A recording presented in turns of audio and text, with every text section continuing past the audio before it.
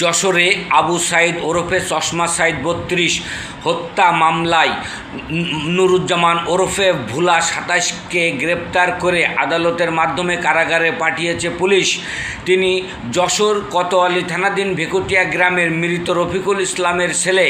Kotwali model থানা police সূত্রে জানা যায়, আবু সাইদ যশোর সদর উপজেলার ৯ নম্বর আরবপুর ইউনিয়নের রঘুরামপুর এলাকার নবার সর্দারের ছেলে।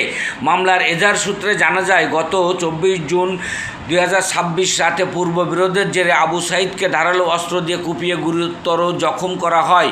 পরে তাকে হাসপাতালে নেওয়া হলে চিকিৎসাধীন অবস্থায় তার মৃত্যু হয়। এ ঘটনায় নিহতের ভাই বাদী হয়ে কোতোয়ালি মডেল থানার হত্যা মামলা দায়ের করেন। মামলার তদন্তে নুরুজ্জামান ওরফে ভোলা সম্পৃক্ততা তথ্য পাওয়ার পর পুলিশ তাকে গ্রেপ্তার করে। পুলিশের দাবি, প্রাথমিক জিজ্ঞাসাবাদে হত্যাকাণ্ডের সঙ্গে তার সম্পৃক্ততার বিষয়ে গুরুত্বপূর্ণ তথ্য পাওয়া গেছে। তার বিরুদ্ধে দণ্ডবিধি ৩০২/34 ধারায় মামলা রয়েছে। পুলিশ জানায়, মামলার তদন্ত অব্যাহত রয়েছে এবং ঘটনায় জড়িত অন্যদের শনাক্ত গ্রেপ্তারের চেষ্টা চলছে। গ্রেপ্তার আসামিকে আদালতে সোপর্দ করা হলে আদালত তাকে কারাগারে পাঠানোর নির্দেশ দেন।